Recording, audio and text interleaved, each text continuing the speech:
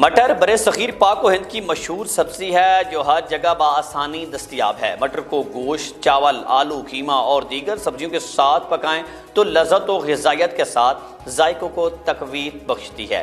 بوانا میں مٹر کی فصل پک کر تیار ہو گئی اور اب اس کی چنائی کا عمل شروع ہو چکا ہے۔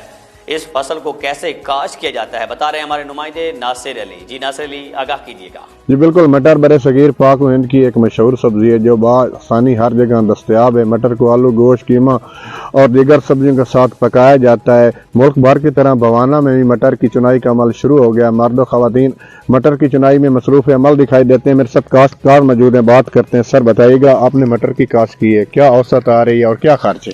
السلام علیکم، میں اس سال لئی زمین ٹھیکے تے مٹر دا جڑا بی ہے وہ کلے دا مینوں پیا 40,000 دا تے 2 ڈی پیری بوریاں لئیاں 14,000 دیاں، وہ 28,000 بندا تے باقی جڑا ڈیزل دا خرچہ تے دوائی دا خرچہ ملا کے میرا تقریباً 1 لاکھ تُتے وہ خرچہ بنیا تے باقی ٹھیکے دا وہ بھی خرچہ لاکھ تُتے ہیں۔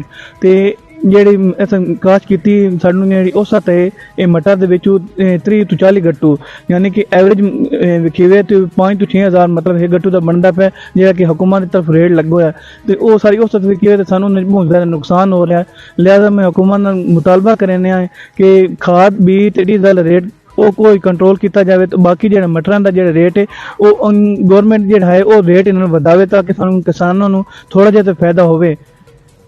جی بالکل، کاشتکار کی بات آپ نے سنی۔ ان کا کہنا ہے کہ مٹر کی قیمت میں خرچ بہت زیادہ ہے، ٹھیکہ بھی دینا پڑتا ہے، وہ ملا جلا کر ہمیں کوئی چیز بھی نہیں بچتی۔ لہٰذا ہم حکومت سے مطالبہ کرتے ہیں کہ خدارا کسانوں پر رحم کریں اور مٹر کی قیمتوں کو بڑھایا جائے تاکہ ہماری پریشانی ختم ہو سکے۔ جی مرید کے میں تھانہ